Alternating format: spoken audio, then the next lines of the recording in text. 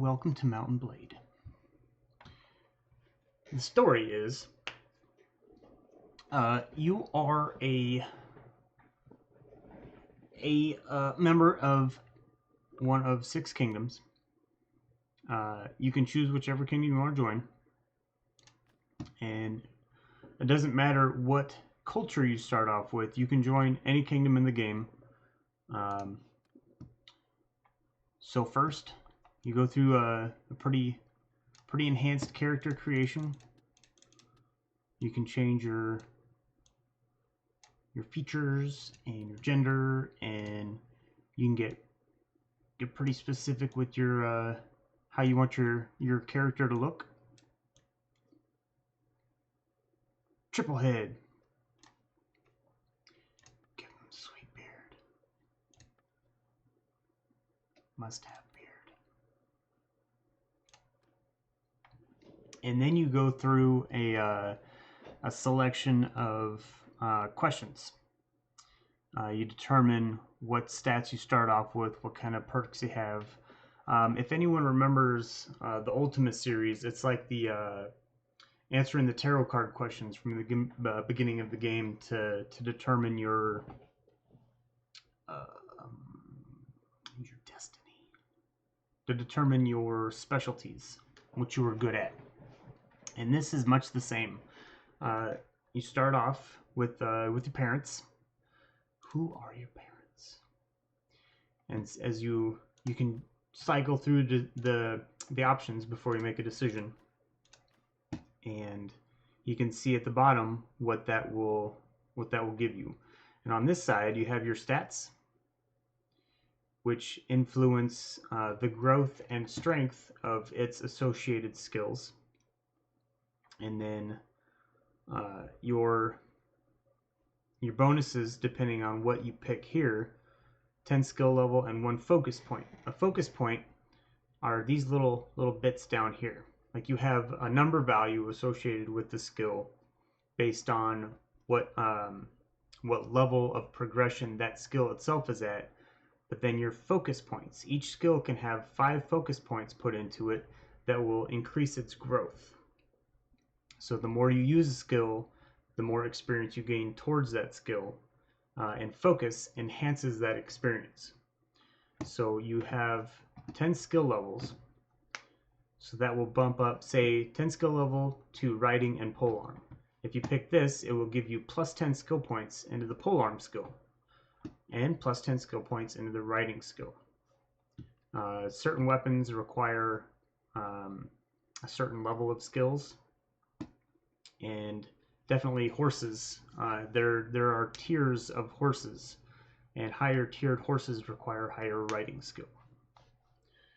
So for this particular character, I was going to focus on riding and bow, because the Khuzait are fantastic with their skirmish cavalry. So, tribespeople, bow and riding, perfect. Your family were middle-ranking members of one of the Khuzait clans. He had some herds of his own, but was not rich. When the Khuzait horde was summoned to battle, he fought with the horse archers, shooting and wheeling and wearing down the enemy before the lancers delivered the final punch. Alright, then this is you as a baby. Or early childhood, not a baby. Leadership and tactics are also very powerful skills. Leadership doesn't come into play much until you start your army,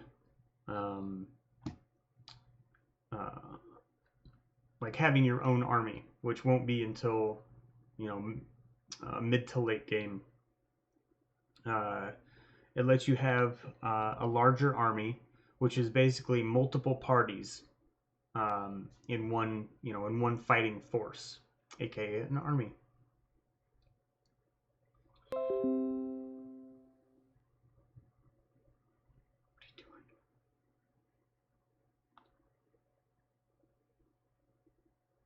So, and tactics.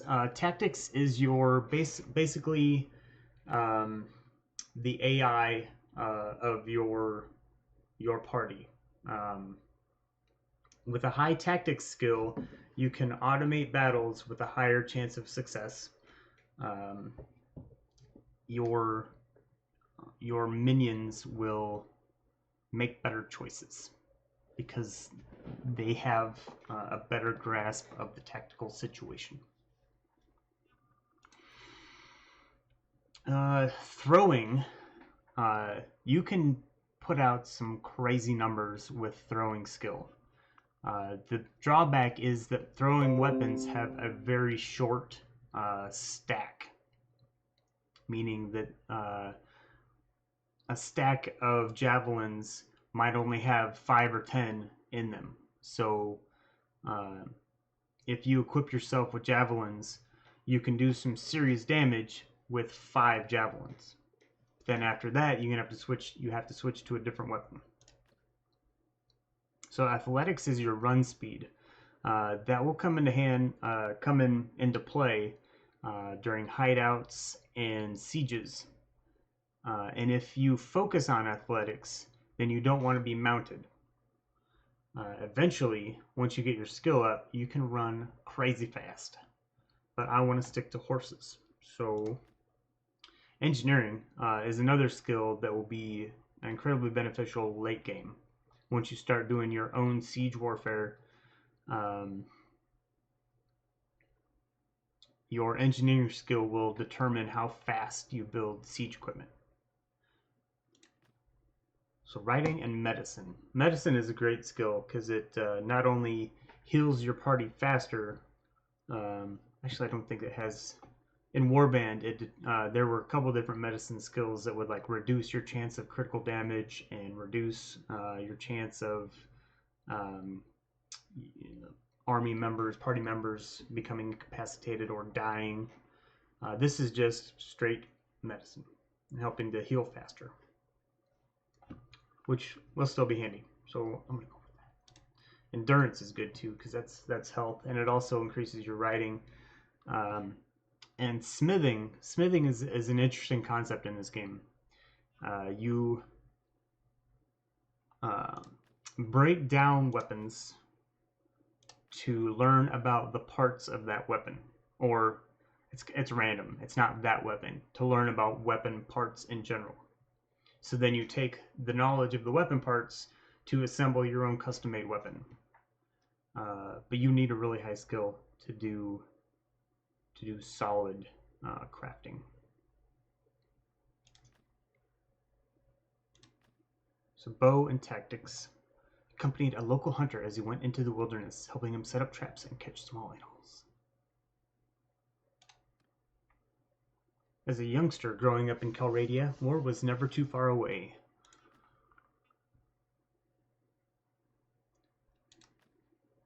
Rode with the scouts. All of Calradia's kingdoms recognize the value of good light cavalry and horse archers, and are sure to recruit nomads and borderers with the skills to fulfill those duties.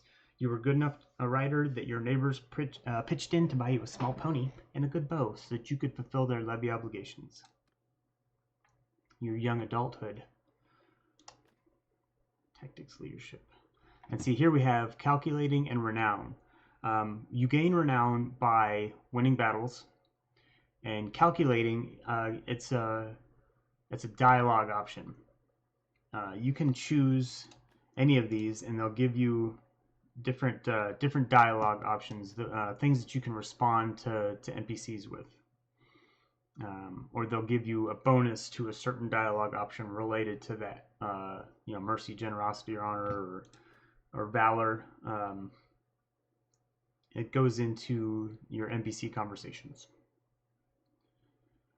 Athletics and roguery. Roguery increases your skills at raiding towns, bribing guards, and selling off prisoners.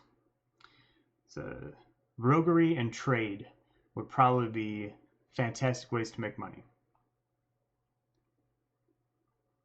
If you dedicated yourself to that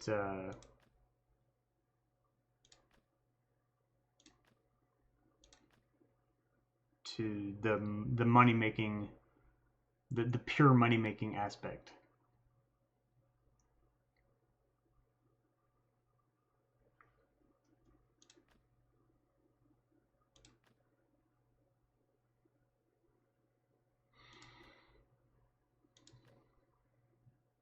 Crossbows,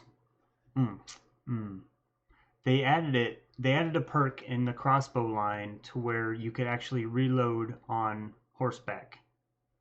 Because before you could fire the crossbow on horseback, but you couldn't reload. But with high enough skill, you could take the perk that lets you reload on horseback.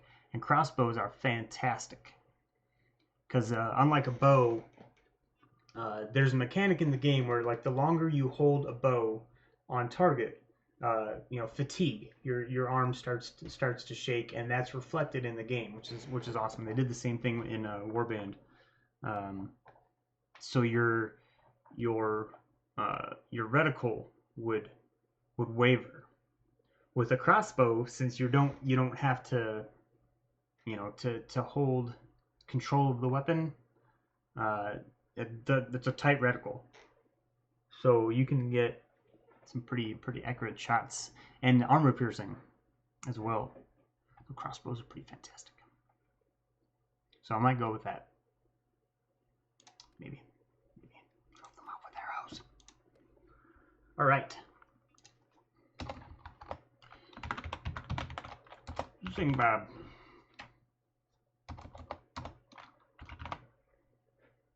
It's a family name. All right, so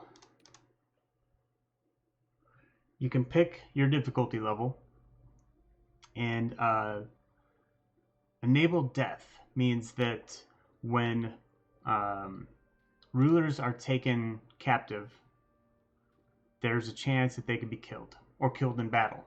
Like the soldiers can die in battle, the leaders could also die in battle if you pick the enabled death, which has interesting consequences on empires. There is a tutorial where you can go through and practice with different weapon styles on land, on foot, and different weapon styles on horseback.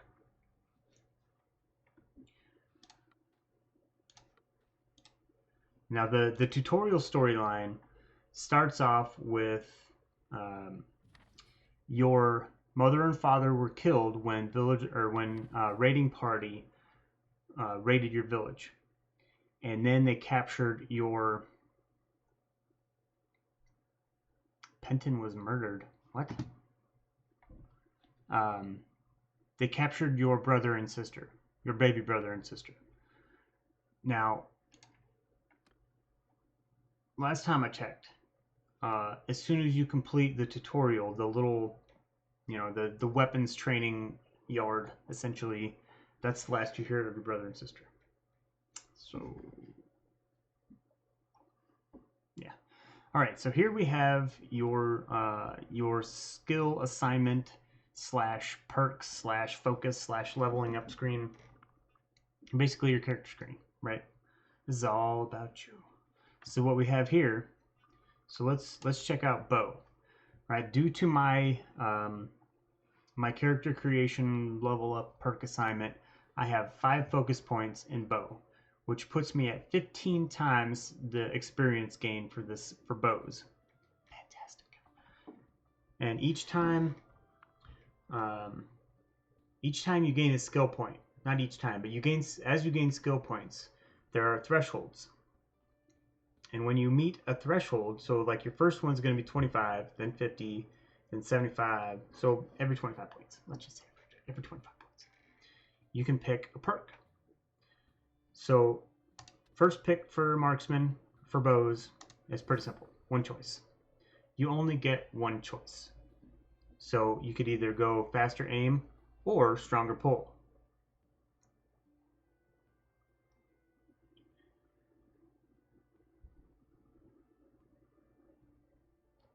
I'll go with faster.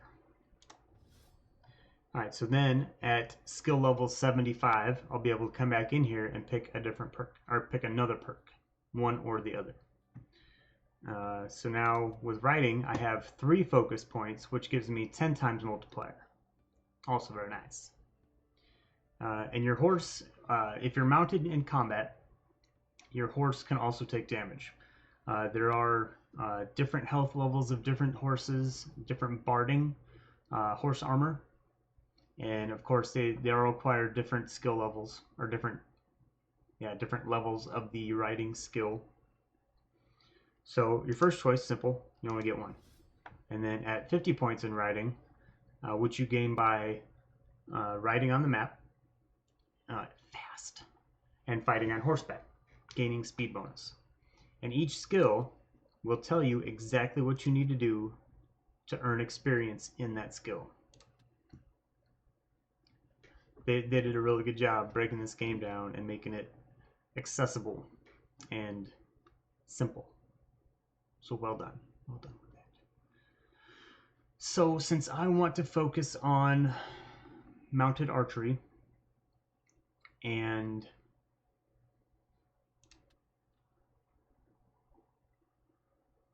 this would be really handy. Scouting comes in handy just traveling across the land. Hideouts are kind of pain in the butt.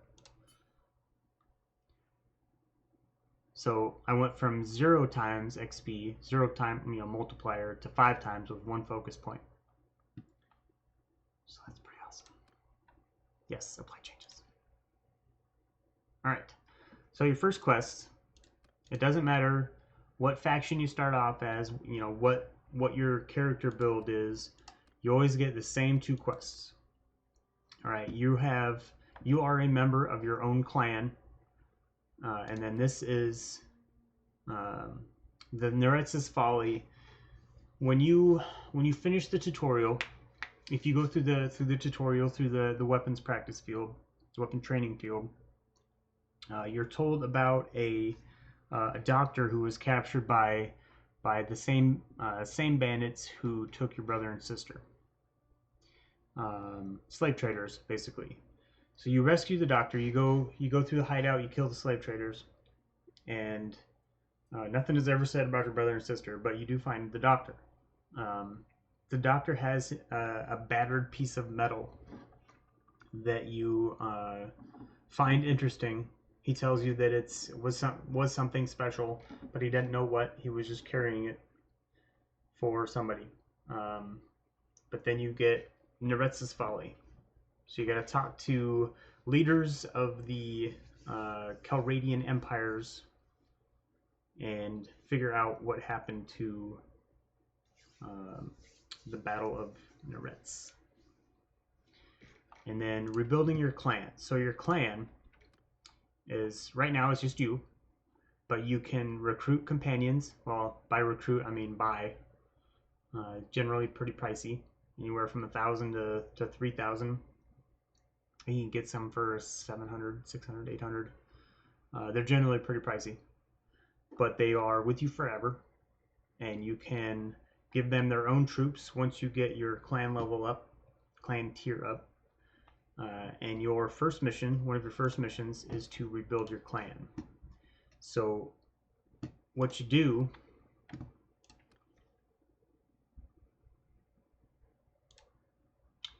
I already get a family name. Humperdinck. Sing Bob Humperdinck. And you can pick a banner. Bone Crow? That looks cool. Let's do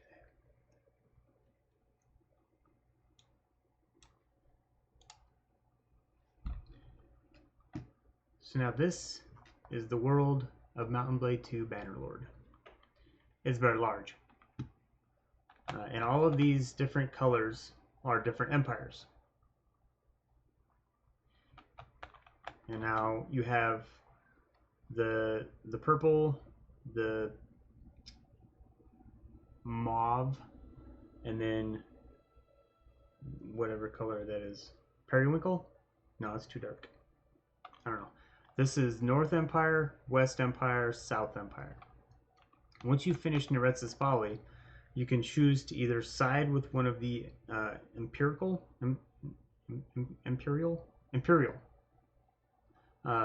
kingdoms and rebuild the empire, or side with a non-imperial kingdom and destroy the empire. Choice is yours. And so what we'll do first, the first mission is to recruit troops. Double click and move to a city. Recruit troops. And you have all these recruits. There, you've just recruited troops. And that is essentially how you're going to start off the game. Run around, recruit troops, kill bandits. Once you have... So click once to move slow. So there's 20 looters right there. Alright, I have a maximum party size right now because of my leadership skill and clan tier and different perks. I'm going slow. There are a lot of different systems in the game. Your map move speed is based on how many members of your party have horses. So if you have, like none of my troops are mounted. I am the only one who has a horse. So, see a little horsey in the background? That means that my army will be moving slower than it could be. Now if I have, even if these guys aren't, so let's look at their skill tree, or their progression tree. Even if I don't take them down the mounted path, if I have extra horses in my inventory, they will use the horses when not in combat, which will speed up your map movement. Fantastic. Let's get into some battle here. Now these guys are looters. Looters are your lowest tier of bandits. They have like cloth armor, regular people clothes. Hey, Regia, I need to talk to her for the Nerissa's Folly quest. And they throw rocks. They have sticks and stones. It doesn't take much to beat them.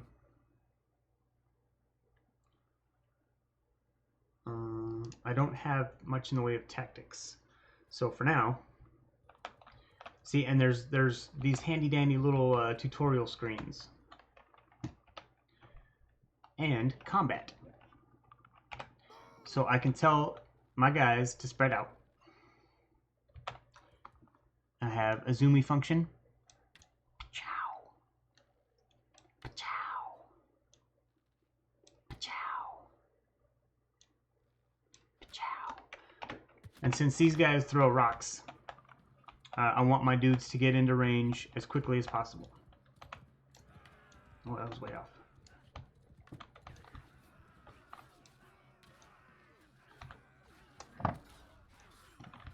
And since my guys are all recruits as well, there's not really an advantage one way or the other except morale. Because I am an awesome leader, my guys start off with a little higher morale than just normal bandits.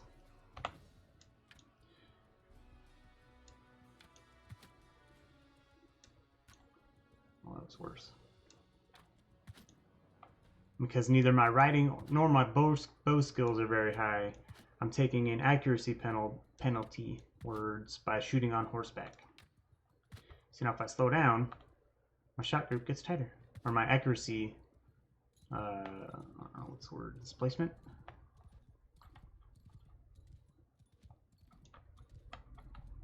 Dispersion? Dispersion is tighter.